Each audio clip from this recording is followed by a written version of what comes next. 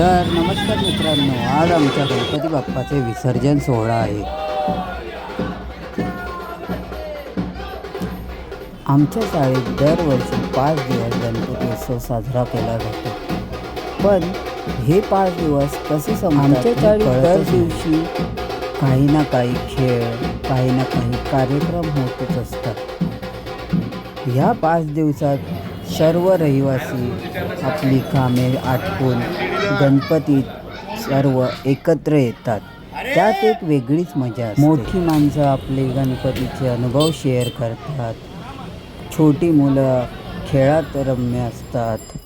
रोज गणपतीच्या समोर वेगवेगळ्या प्रकारचे नैवेद्य रहिवासी घेऊन येत असतात आणि ह्या 5 दिवसात आमच्या शाळेत वेगवेगळे खेळ आणि कार्यक्रम होत असतात।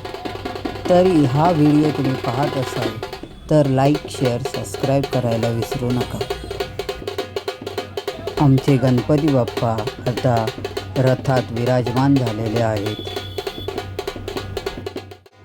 यानंतर मिरवणुकीला सुरुवात होईल।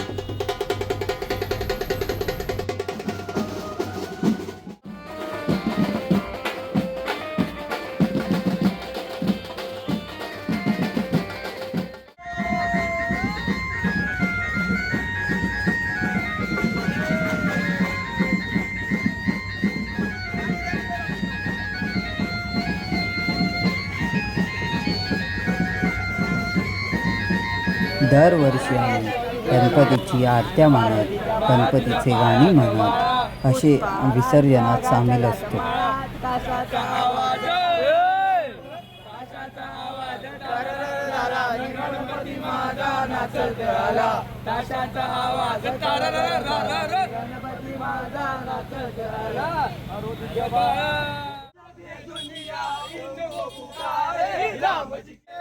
घुंगराच्या तालावर बाप्पा नाचे, गण गण गण गण घंटा वाजे, गण गण गण गण गण गण गण घंटा वाजे, घंटेच्या तालावर बाप्पा नाचे, च्या तालावर बाप्पा नाचे, रुण रुण घुंगरू वाजे,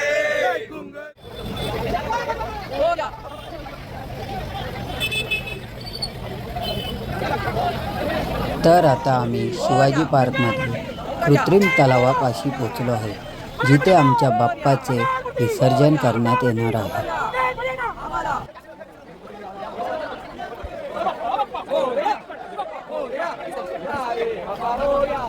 ह्यानंतर आम्ही आरती म्हणून गणपतीला निरोप देणार आहोत।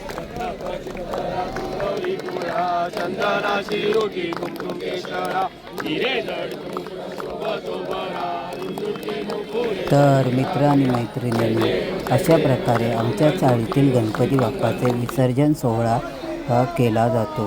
जर तुम्ही इथपर्यंत व्हिडिओ पाहिला असाल तर लाईक, शेअर, सबस्क्राईब करायला विसरू नका। त्यापुढे गणपती बाप्पाचे कृत्रिम तलावात विसर्जन कसे होते ते पाहूया।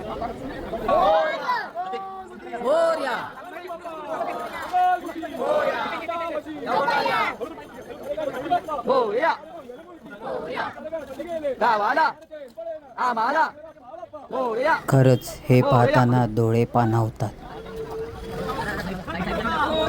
बोला गणपती बाप्पा मोरया।